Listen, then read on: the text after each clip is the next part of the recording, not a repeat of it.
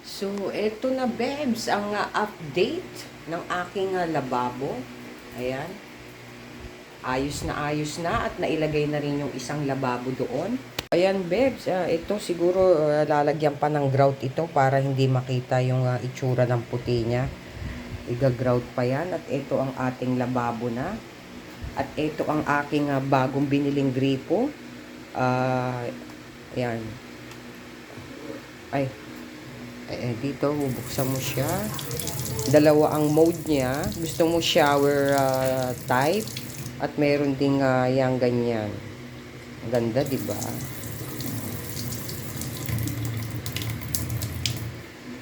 Telescopic type ang tawag dyan. At ito, ang ating isang ano. Ito pinalitan ko. Bumili lang din ako. Tinanggal ko lang ito. At ito yung ginawa kong ano para parang shower din siya. Oh, ganyan. Hindi pala shower. Ganyan lang. Oh. Tapos yan, pinalitan na rin ang outlet dahil yung outlet ko medyo sunog-sunog na rin sa loob. So, pinalitan na rin yan. At ito, lalagyan pa ulit ng grout yan. Pero, hindi na katulad ng dati na akala mo nagpalaman ng tinapay. O, di ba? Ito na yung lababo namin, nakakabit ng isa. Napakalaki ng aking lababo, mga Bebs. Hindi ko na niliitan yan kasi mas gusto ko yung ganyang kalaki lang dahil yan ang sukat na sukat dito sa lababo. At yun o, meron pa akong paganyan. O, nabili ko lang din yan. Pangkuskus yan sa mga halimbawa yung kawali mo, masarsa o kaya yung baso. Para hindi nadudumihan ng husto itong sponge. So, ito ang pwede rin gawin toothbrush. Tapos yan, lalagyan mo dyan ng liquid, dishwashing liquid. O, yan. Tapos lalabas na dito sa brush yung kanyang kasi yun, may butas siya. O, diba? Ang ganda, mga Bebs. May kasama pa yan, adapter dito, adapter.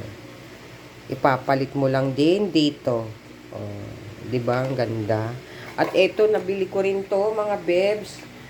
Para naman na social-sociala ng ating dispenser ng mga dishwashing liquid. Oh, 'di ba? Aesthetic ang dating. Umorder pa ulit ako niyan para doon ko naman ilalagay. Para kung doon naman ako maghuhugas, at least meron. Hindi ako palipat-lipat.